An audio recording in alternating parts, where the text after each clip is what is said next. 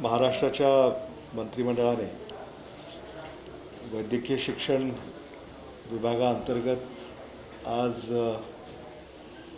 सार्वजनिक खाजगी भागीदारी योजना याला आज मान्यता दिली आणि या योजनेअंतर्गत वैद्यकीय शिक्षणामध्ये आमूलाग्र बदल येणाऱ्या काळामध्ये होईल अशी अपेक्षा या योजनेद्वारे आम्हाला आहे।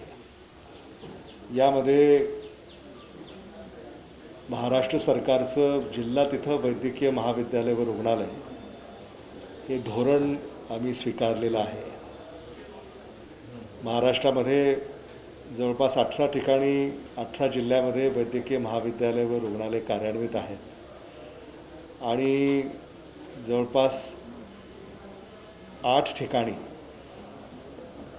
वैद्यकीय महाविद्यालय व रुग्णालय हे प्रकल्प प्रगतीपथावर आहेत आणि उर्वरित जिल्ह्यामध्ये जिथे अजूनही वैद्यकीय महाविद्यालय रुग्णालय सुरू झालेले नाही अशा जिल्ह्यांमध्ये या योजनेचा आम्हाला उपयोग होईल आणि भारत सरकारनं अशीच योजना काही काळापूर्वी मंजूर केली। नीती आयोगाच्या शिफारशीनुसार खाजगी संस्था आणि खाजगी रुग्णालय चालवणारे जी मंडळी आहे त्यांना यामध्ये सामावून घेऊन शिक्षणाचा दर्जा आणि रुग्णसेवेचा दर्जा आणखी आपल्याला कसा वाढवता येईल या संदर्भामध्ये ही योजना आज महाराष्ट्राच्या मंत्रिमंडळाने मंजूर केलेली आहे आणि आम्हाला विश्वास आहे की महाराष्ट्रामध्ये कोरोनाच्या पार्श्वभूमीवर जी आवश्यकता किंवा जी गरज ही आपल्या पुढे उभी राहिली ती गरज देखील पूर्ण करण्यासंदर्भामध्ये याची मदत होईल। डॉक्टरांची संख्या, नर्सची संख्या, पॅरामेडिक्सची संख्या, सुपर स्पेशलिस्टची संख्या जी महाराष्ट्रामध्ये आपल्याला येणाऱ्या काळामध्ये आवश्यक आहे किंवा जो गॅप यामध्ये आपल्याला दिसून येतो तो भरून निघण्यामध्ये या संदर्भाने आपल्याला याची मदत होईल। आपल्या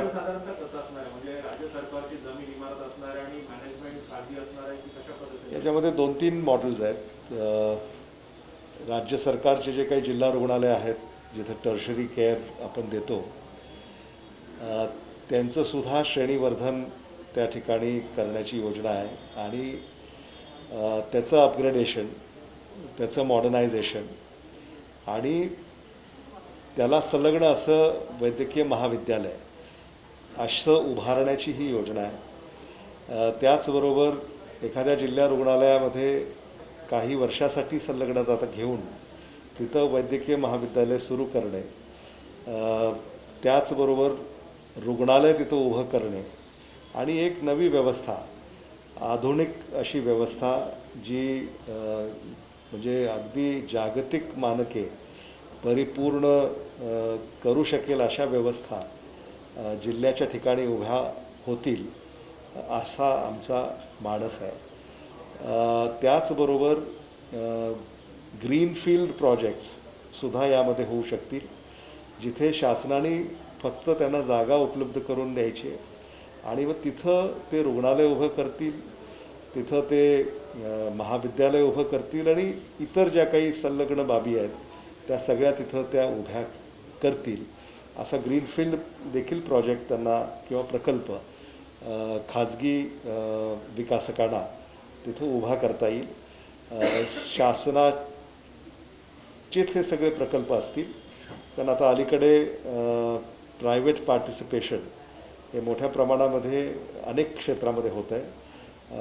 वैद्यकीय शिक्षण या क्षेत्रामध्ये किंवा वैद्यकीय सेवा या क्षेत्रामध्ये देखील ते व्हावं हा या मागचा हेतू आहे आणि एकंदरीत शिक्षणाचा दर्जा किंवा अगदीच वैद्यकीय सेवेचा दर्जा किंवा वैद्यकीय सेवा जेवढ्या जलद गतीनं लोकांपर्यंत पोचली पाहिजे, सरकार तर आपलं काम करतंच, पण खाजगी क्षेत्राची सुद्धा मदत घेऊन ही योजना अधिक जलद गतीनं आपल्याला राबवता येईल, असा यातला एक मुख्य हेतू आहे.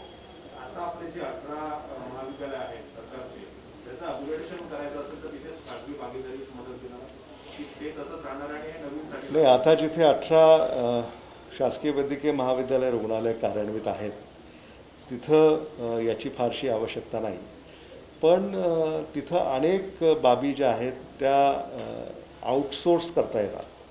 म्हणजे अगदी CT स्कॅन, MRI किंवा पेट स्कॅन, डायग्नॉस्टिक, डायलिसिस, लॅबॉरेटरीज, म्हणजे ह्या सगळ्या ज्या सेवा आहेत या बाह्य स्रोताकडनं आपल्याला उपलब्ध करता येऊ शकतात. जिथं आपल्या सगळ्या व्यवस्था आहेत तिथं सुपर स्पेशालिटी जर आपल्याला करायची असेल तर तिथं मात्र त्या ज्या व्यवस्था आहेत तिथं या सार्वजनिक खाजगी भागीदारी प्रकल्पाद्वारे किंवा योजनेद्वारे आपल्याला तिथं सुपर स्पेशालिटी उभी करता येईल. काही टार्गेट आहे की किती वर्षामध्ये आपण किती महाविद्यालय सुरू करायचं, असं काही टार्गेट ठेवलं या मॉडेलवर? आम्हाला तर अगदी जिल्हा तिथं वैद्यकीय महाविद्यालय व रुग्णालय हे तातडीनं उभं करण्याचं आम्ही निश्चित केलेलं आहे. याला अधिक गती मिळावी म्हणून ही खाजगी भागीदारी करण्याची योजना जी भारत सरकारनं आणली आहे ती आम्ही त्याला आता तत्वतः मान्यता राज्य सरकारनं दिलेली आहे. आणि यातून मला असं वाटतं की जिथं गरज आहे आणि जिथं मागणी आहे तिथं एखादा जर खाजगी विकासक म्हणजे खाजगी संस्था, शिक्षण संस्था चालक किंवा खाजगी रुग्णालय चालक असे जर काही लोक येणार असतील तर त्यांच्यासाठी काही सुलभ कार्यक्रम राज्य सरकारच्या वतीनं वैद्यकीय शिक्षण विभागानं आखण्याचं ठरवलं आहे. हे अगदी ओपन आहे, त्यामुळे म्हणजे इथंच त्यांनी करावं आणि दिस इज डिमांड बेस्ड. म्हणजे आता जिल्हा तिथं रुग्णालय जेव्हा आपण म्हणतो, पण महाराष्ट्रामध्ये असे अनेक जिल्हे आहेत जिथं लोकसंख्या खूप आहे. मुंबई आहे, ठाणे आहे, पुणे आहे, नागपूर आहे. त्यामुळे तिथं एका वैद्यकीय महाविद्यालयाने एक प्रश्न भेटणार नाहीत. तिथं अनेक वैद्यकीय महाविद्यालय रुग्णालय आपल्याला उभे करावे लागतील. आणि म्हणून पर 1000 पॉप्युलेशन आपण जे म्हणतो ना की 1000 माणसे किती डॉक्टर लागणार आहेत, किती नर्स लागणार आहेत, किती पॅरामेडिक्स लागणार आहेत किंवा किती इतर जे काही टेक्निशियन लागणार आहेत, तर आणि याला शिक्षण द्यावं लागेल आणि मग ह्या व्यवस्था आपल्याला उभ्या कराव्या लागतील अशी ही कल्पना आहे. फी स्ट्रक्चर जे आहे आपलं आताच्या वैद्यकीय महाविद्यालयात काही नाही, फी स्ट्रक्चर विल बी म्हणजे FRA आहे आपल्याकडं, FRA फी निश्चित करणार. याच्यामध्ये कुठंही ज्या आत्ता प्रवेशाच्या तरतुदी आहेत किंवा शुल्काच्या ज्या काही नियमावली आहेत त्याच्यामध्ये कुठंही अंतर पडणार नाही. आणि नीती आयोगाने जी चौकट ठरवून दिलेली आहे भारत सरकारच्या, त्या चौकटीमध्ये राहूनच आपल्याला ही योजना राबवायची.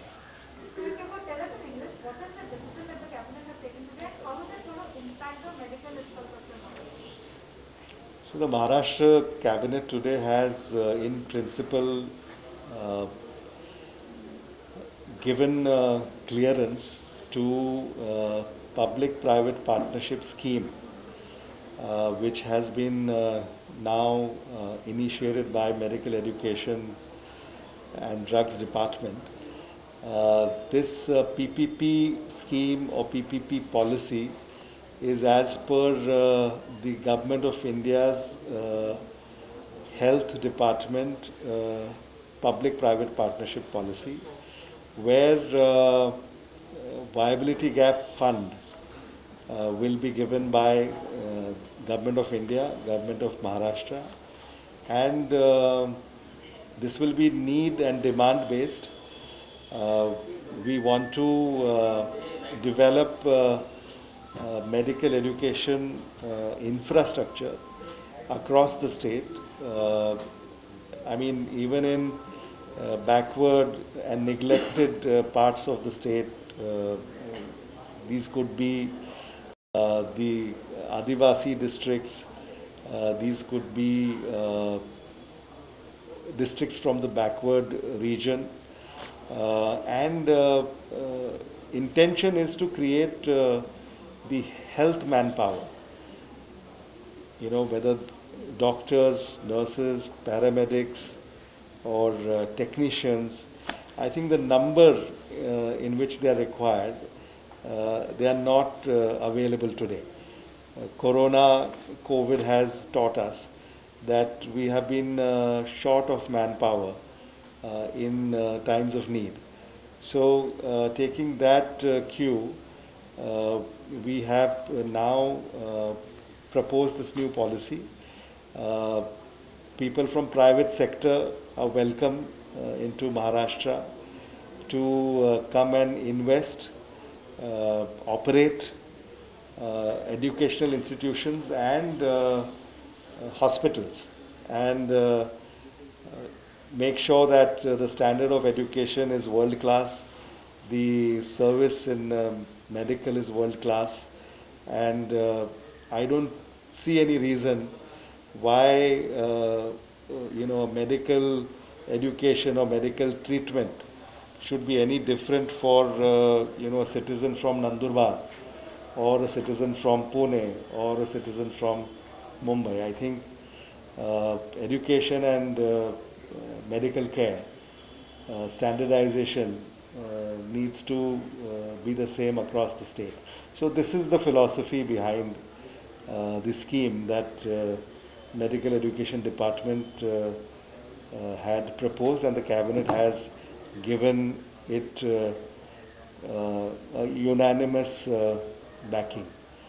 And also the scheme has a lot of incentives bundled into this, I think the details of which will reach you soon.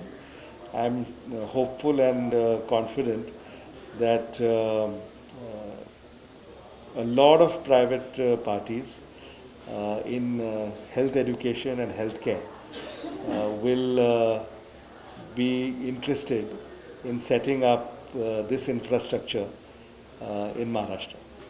Amit ji, एक हिंदी में सवाल है कि अब थर्ड वेव की आशंका जैसे लगातार सरकार कह रही है, मेडिकल एजुकेशन डिपार्टमेंट और जो मेडिकल कॉलेजेस हैं वो कितना तैयार है और किस तरीके से प्रिपरेशन कर रहे हैं ताकि इसको काफी हद तक इसको कोविड की थर्ड वेव अब कुछ हफ्तों में या एक आध महीने में आ सकती है, ऐसा टास्क फोर्स के डॉक्टर्स ने इसका जिक्र किया है।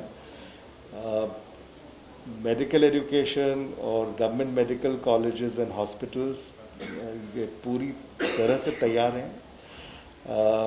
फर्स्ट वेव में, सेकेंड वेव में आप जानते हैं कि महाराष्ट्र में जो काम हुआ उसकी सराहना भारत के बाहर भी हुई, लेकिन थर्ड वेव अब ये सेकेंड वेव से ज़्यादा होती है, कम होती है, इस पर आज टिप्पणी करना मुश्किल है। लेकिन हम पूरी तरह से तैयार हैं। जो दवाइयाँ हमें लगने वाली हैं वो दवाइयाँ मुहैया करा गई हैं। ऑक्सीजन हमारे पास पूरी तरह से होगा, इसकी व्यवस्था की गई है। मैन पावर ये भी जितना हमें लगेगा उतना मैन पावर जो हमने फर्स्ट वेव सेकेंड वेव में हमारे पास था, जो अपना है वो तो है ही, लेकिन कॉन्ट्रैक्चुअल बेसिस पर भी जो मैन पावर हमें लगेगा उसकी भी योजना पूरी तरह से तैयार है। Oxygenated beds, ventilators, ICU, wards, ये सारी चीज़ें भी पूरी तरह से तैयार हैं। मुझे ऐसा लगता है कि मेडिकल एजुकेशन इसमें ना सिर्फ मेडिसिन डॉक्टर्स हैं, लेकिन आयुर्वेदा के हैं, होम्योपैथी के हैं और यूनानी के हैं। तो ये सारे हमेशा से ही काम कर रहे हैं और ये सारे तीसरी वेव जो आएगी ना आए ऐसी उम्मीद है, लेकिन अगर आ गई तो ये सारे डॉक्टर्स, नर्स, टेक्नीशियंस, ये सारे सेवा देने के लिए तैयार हैं और इसमें कोई एक सवाल इसमें ये है कि मैन पावर जो फैक्टर होने वाला है लगातार, अगर तीसरी वेव आती है तो ऐसे में जो आपने कहा कि यूनानी डॉक्टर्स हों, आयुर्वेदा हों या फिर एलोपैथी के डॉक्टर्स हों, उनको इस तरीके से ज़्यादा मैन पावर क्रिएट हो, क्या मेडिकल कॉलेज के जो पढ़ने वाले स्टूडेंट्स हैं उनको भी इसमें इंक्लूड किया जाएगा? जो वो तो हैं ही, जो सारे हमारे विद्यार्थी हैं वो तो इसमें काम कर ही रहे हैं और मदद भी कर रहे हैं और लगातार कर रहे हैं। वो तो छुट्टी पर भी नहीं गए, छुट्टी पर जब गए तो वो सिर्फ परीक्षा की तैयारी के लिए गए। तो ये सारा काम वहाँ हो रहा है और मुझे ऐसा लगता है कि तीसरी वेव जब भी आएगी उसके लिए हम पूरी तरह से तैयार हैं उसका मुकाबला करने के लिए।